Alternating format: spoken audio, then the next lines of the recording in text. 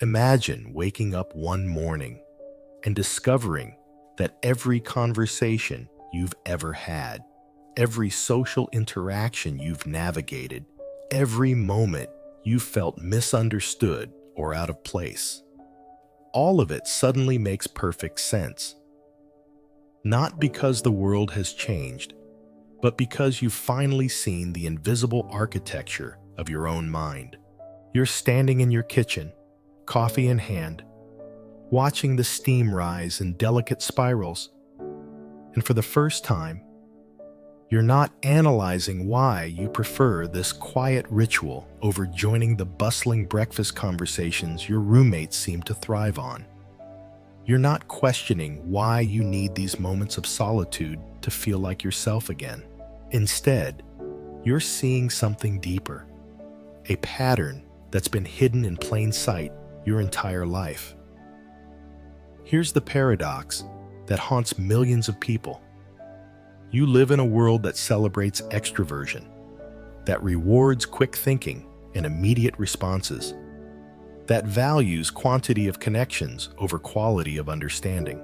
Yet, there you are, someone whose greatest insights come in silence, whose deepest connections happen in one-on-one conversations that stretch late into the night, whose mind works not like a spotlight scanning the immediate surroundings, but like a deep-sea exploration vessel, diving into the mysterious depths of possibility and meaning. But here's where it gets unsettling. What if the very traits that make you feel different, misunderstood, or sometimes broken are actually indicators of a rare and profound way of processing reality?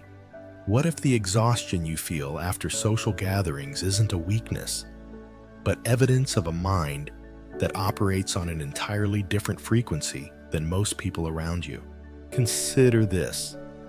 You've probably spent years trying to fit into molds that weren't designed for your particular architecture of consciousness. You've likely wondered why small talk feels like sandpaper against your soul, why you can predict outcomes that others can't see coming, why you need days to process experiences that others seem to bounce back from immediately. You might have even convinced yourself that something is fundamentally wrong with the way you're wired. What if I told you that less than 4% of the population shares your specific cognitive blueprint? What if the reason you feel like an alien among humans isn't because you're defective, but because you're operating with a completely different mental operating system, one that prioritizes depth over breadth, insight over information, and authentic connection over surface-level networking? You see patterns where others see randomness. You feel the emotional undercurrents in rooms full of people who seem oblivious to the psychological weather. You know things without being able to explain how you know them. And this inexplicable knowing has probably gotten you into trouble more than once. People might have called you too intense, or overthinking everything, or asked you why you can't just live in the moment. But what they don't understand, what even you might not fully understand yet, is that your mind is not malfunctioning. It's functioning exactly as it's supposed to, just on a wavelength that most people can't tune into. The question that should be keeping you awake at night isn't, "What's wrong with me?" but rather, what happens when someone who processes the world through intuition and deep reflection is forced to live in a world designed for extroverted sensors? What happens to a mind that naturally seeks meaning and patterns when it's constantly pressured to focus on immediate, concrete realities?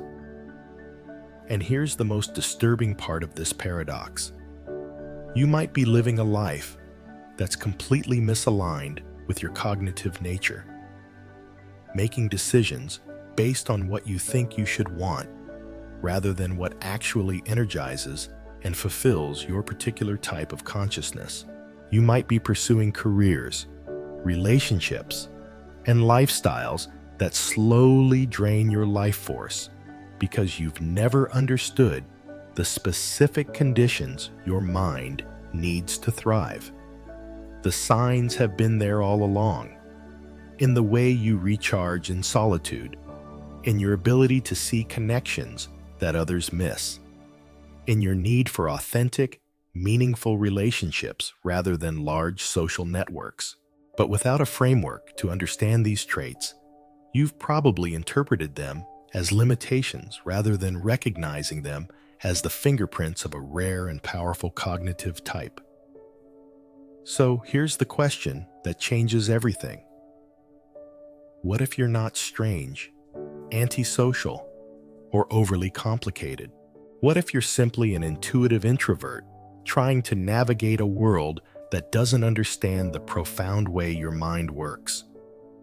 The answer to why you feel perpetually out of step with the world around you lies buried in the very foundation of how human consciousness develops and how society shapes our understanding of what's normal.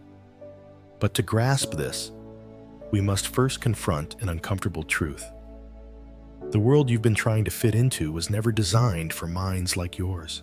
Carl Jung, the pioneering psychologist who first mapped the territories of introversion and extroversion, understood something that modern society has systematically forgotten. He recognized that introversion isn't simply about being shy or preferring smaller gatherings. It's about where your psychic energy flows and how your consciousness naturally orients itself toward reality. For the intuitive introvert, energy moves inward toward the rich, complex landscape of internal possibilities, patterns, and meanings that exist beyond the immediate sensory world. But here's where the hidden problem begins to reveal itself. We live in what Jung would have called an extroverted sensing culture, a society that has collectively agreed that external stimulation, immediate action, and concrete, measurable results are the gold standard of human achievement. This cultural bias runs so deep that it's become invisible, like the air we breathe. It shapes everything, from our educational systems to our workplace environments, from our social expectations to our definitions of success and mental health. Consider how this cultural programming begins in childhood. Schools reward quick answers over deep contemplation, group participation over solitary reflection, and standardized responses over unique insights.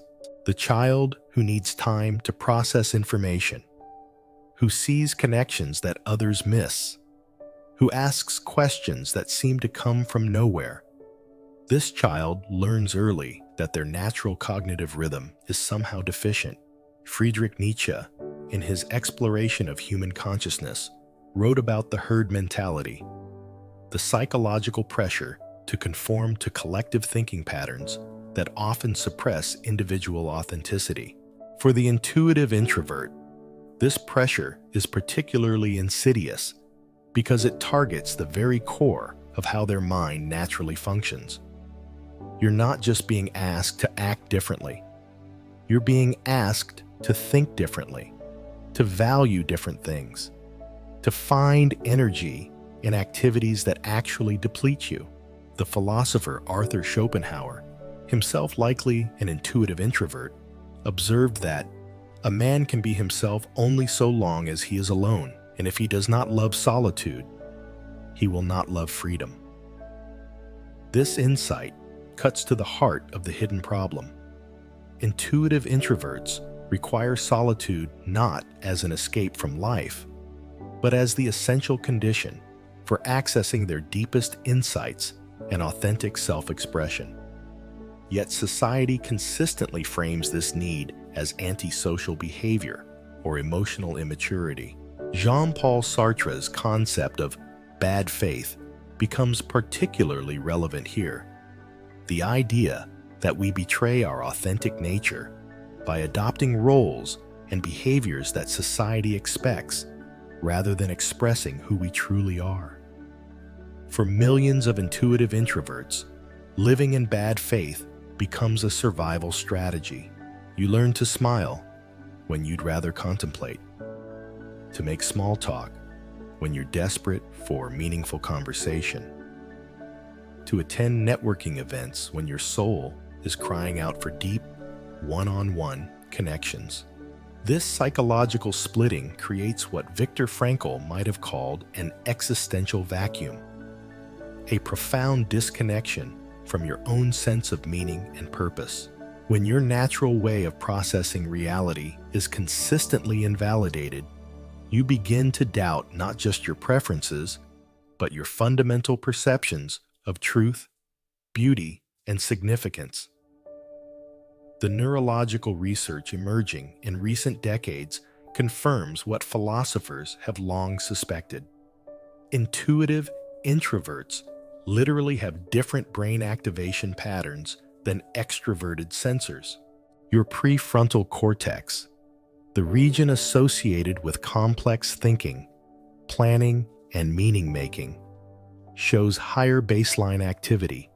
Your default mode network, the brain system active during rest and introspection, operates differently. You're not choosing to be contemplative and pattern-seeking. Your brain is structurally wired for it.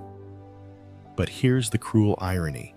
The very culture that makes you feel defective for thinking slowly and deeply is desperately in need of the gifts that only your type of consciousness can provide. The world needs people who can see beyond immediate appearances, who can detect patterns before they become obvious, who can navigate complex emotional and philosophical territories that leave others feeling lost. Aldous Huxley observed that most human beings have an almost infinite capacity for taking things for granted. Intuitive introverts are among the few who can't take things for granted, who see through the social scripts and cultural assumptions that others accept without question. This ability is both a gift and a curse. It provides profound insights, but makes it nearly impossible to live unexamined lives. The hidden problem, then, is not that you're malfunctioning. The problem is that you're a depth-processing consciousness trapped in a surface-skimming world, a meaning-seeking mind surrounded by systems that prioritize efficiency over understanding, speed over wisdom, conformity over authenticity. The tragedy of this misalignment extends far beyond simple social discomfort. When an intuitive introvert spends years trying to conform to extroverted sensing expectations, the consequences ripple through every aspect of their existence in ways so subtle and pervasive that they often mistake the symptoms for their actual personality. You've probably experienced what psychologists call masking, the exhausting process of presenting a version of yourself that fits social expectations, while your authentic self remains hidden, even from your own awareness. But masking for an intuitive introvert isn't just about putting on a social performance. It's about systematically betraying your own cognitive architecture. Every time you force yourself to make quick decisions when you need time to process, every time you engage in superficial networking when you crave meaningful connection, every time you suppress your intuitive insights to avoid seeming weird or overthinking, you're essentially asking your mind to operate against its own natural grain. The cognitive load of this constant self-betrayal is staggering. Neuroscientists have discovered that when people act against their natural temperament, their brains consume dramatically more glucose, the primary fuel for neural activity. You're literally burning through your mental energy at an unsustainable rate. which explains why social situations leave you feeling not just tired, but completely depleted in a way that sleep doesn't seem to fix. But the consequences go deeper than mere fatigue. When you consistently ignore your intuitive insights, those sudden knowings about people, situations, or outcomes that you can't quite explain, you begin to lose trust in your own perceptual abilities.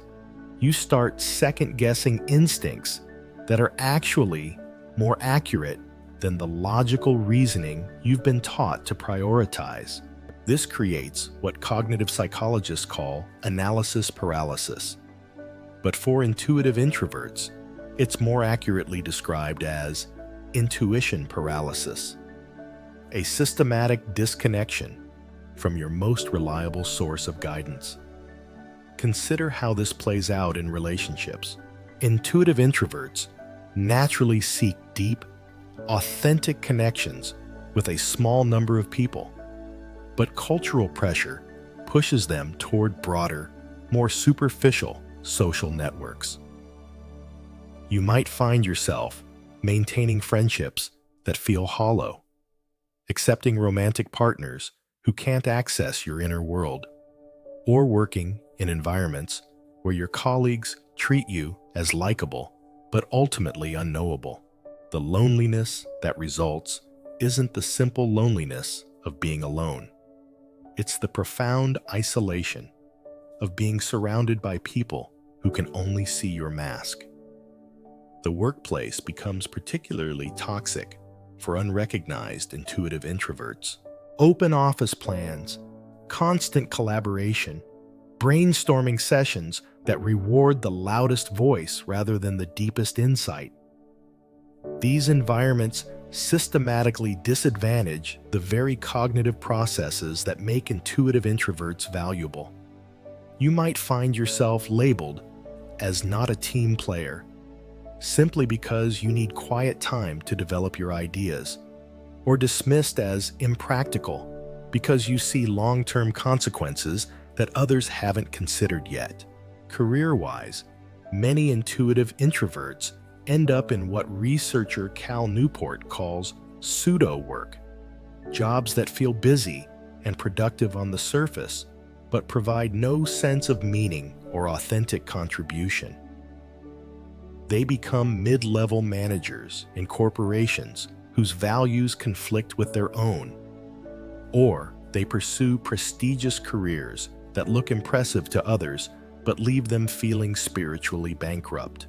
The gap between their deep need for meaningful work and their actual daily activities creates what Viktor Frankl identified as existential frustration, a profound sense that life is being wasted.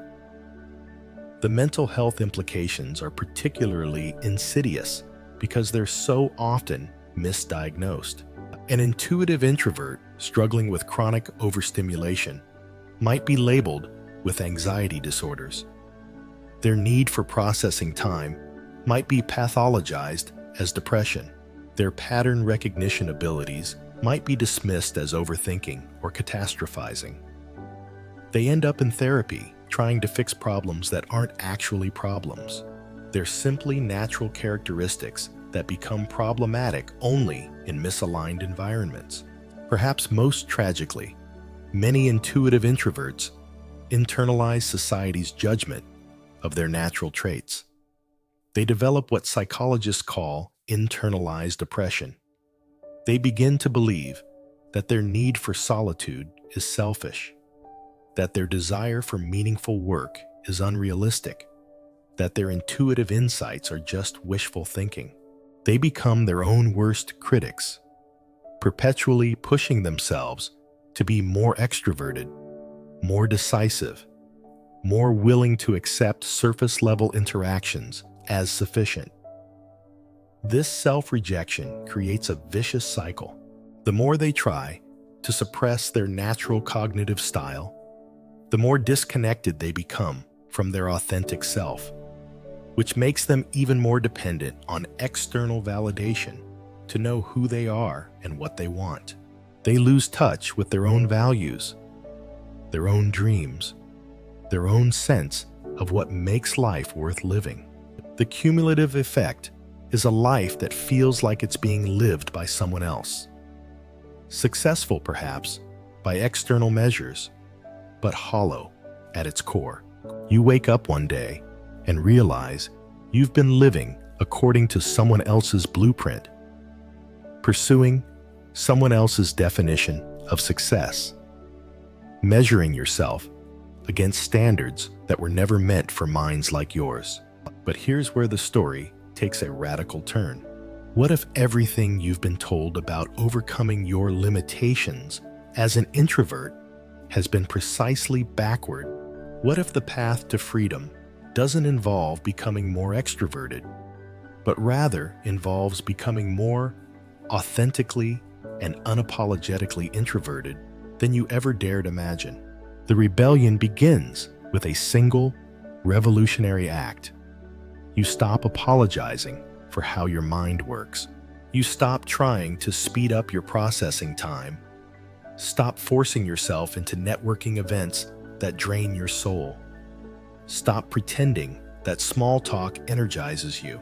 Instead, you begin to treat your cognitive style not as a disorder to be cured, but as a sophisticated instrument that requires specific conditions to function optimally. Consider the historical examples of those who refused to conform to extroverted expectations and instead leveraged their intuitive introvert gifts. Einstein's greatest insights came not from collaborative brainstorming sessions, but from what he called thought experiments. Long periods of solitary contemplation where he could explore the implications of abstract concepts. He famously said, "The monotony and solitude of a quiet life stimulate the creative mind," directly contradicting the modern belief that creativity requires constant stimulation and social interaction.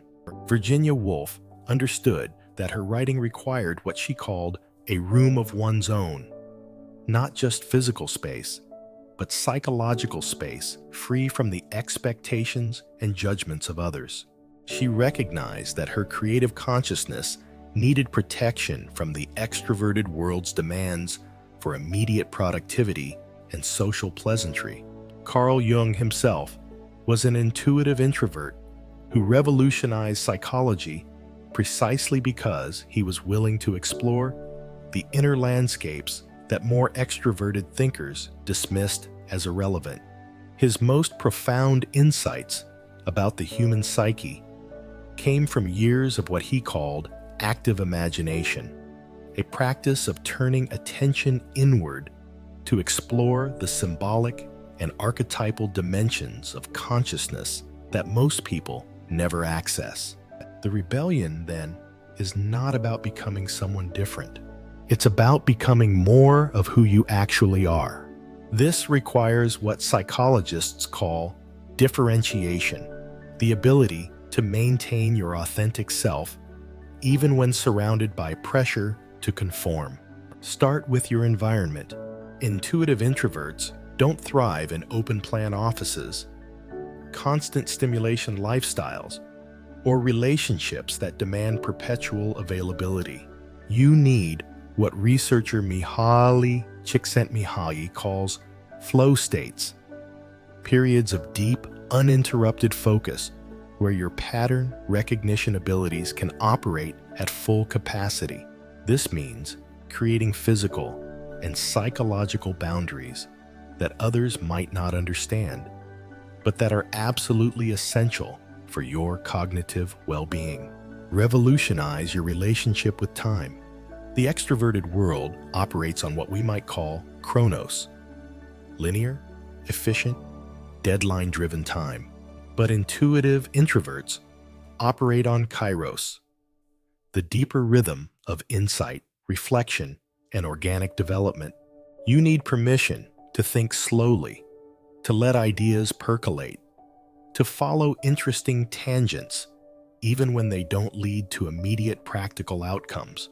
The world's greatest innovations often come from minds that were willing to appear unproductive while they were actually doing their deepest work. Redefine productivity itself. For an intuitive introvert, productivity isn't about checking items off a to-do list or attending back-to-back meetings. It's about the quality and depth of your thinking, the authenticity of your relationships, and the alignment between your actions and your deeper values. One profound insight that changes how you see reality is worth more than 100 shallow interactions that leave everyone unchanged. Most importantly, learn to trust your intuitive knowing again. Those sudden insights about people, situations, or possibilities that you've been taught to dismiss as just feelings are actually sophisticated pattern recognition processes that your unconscious mind has been working on. Research in cognitive science confirms that intuitive processing often arrives at accurate conclusions faster than logical analysis, especially in complex situations with multiple variables. The rebellion also means choosing your relationships consciously, rather than accepting whatever social connections happen to present themselves. Intuitive introverts thrive in what psychologist Arthur Aaron calls self-expanding relationships, connections with people who challenge them intellectually, understand them emotionally, and support their authentic self-expression. This might mean having fewer friends but deeper friendships, saying no to social obligations that feel hollow, and seeking out the rare individuals who can match your conversational depth. Career-wise, the rebellion might involve what Cal Newport calls career capital, developing rare and valuable skills that give you the leverage to design work that aligns with your cognitive style. This could mean becoming a consultant who can work independently, finding organizations that value deep thinking over FaceTime, or creating your own projects where you can control the rhythm and depth of your engagement. The most radical aspect of this rebellion is learning to see your supposed weaknesses as your greatest strengths in disguise. Your sensitivity to overstimulation means you notice subtleties that others miss. Your need for processing time means your decisions are more thoughtful and comprehensive. Your preference for meaningful over casual relationships means you develop the kind of deep connections that sustain people through life's greatest challenges. But now, we arrive at the deepest truth, the one that changes not just how you live, but how you understand the very nature of human consciousness and your place in the larger story of human evolution. You are not a broken extrovert. You are not an underdeveloped sensor trying to learn how to live in the real world. You are something far more significant. You are consciousness in the process of evolution, a mind that is developed beyond the immediate, survival-focused awareness that served our species for millennia into something more complex, more far-seeing, more capable of navigating the abstract dimensions of reality that will determine humanity's future. Consider this. Every major leap in human civilization, from the philosophical insights of ancient Greece to the scientific revolutions of the Enlightenment, from the artistic breakthroughs of the Renaissance to the technological innovations of the modern era, has emerged from minds that operated like yours. Minds that could see patterns others couldn't perceive, that asked questions others hadn't thought to ask, that were willing to spend years in contemplation to arrive at insights that changed everything. The world doesn't just need intuitive introverts. The world is shaped by intuitive introverts. The literature that moves people to tears, the scientific discoveries that expand human knowledge, the philosophical frameworks that help us make sense of existence, the technological innovations that transform how we live. These emerge almost invariably from minds that prioritize depth over breadth, insight over information, meaning over social approval. But here's the ultimate paradox. In a world increasingly dominated by surface-level information processing, artificial intelligence, and algorithmic thinking, the very qualities that make you feel most alien are becoming humanity's most precious resources. While machines can process data faster than any human brain, they cannot access the intuitive leaps, the pattern recognition across seemingly unrelated domains, the ethical insights, and the meaning-making capabilities that define intuitive introvert consciousness. You are not behind the curve of human development. You are ahead of it. The future belongs not to those who can process information quickly, but to those who can process it deeply. Not to those who can network efficiently, but to those who can form authentic connections that generate genuine innovation and mutual understanding. Not to those who can react immediately, but to those who can think systemically about complex, long-term consequences. The loneliness you felt your entire life isn't a sign that something is wrong with you. It's evidence that you've been searching for a level of connection and understanding that most people haven't developed yet. The boredom you feel in conventional social settings isn't antisocial behavior. It's your consciousness recognizing that it needs more sophisticated forms of engagement to remain alive and growing. When you fully accept this truth, something extraordinary happens. You stop trying to fit into a world that was never designed for you, and you start designing a world that can accommodate minds like yours.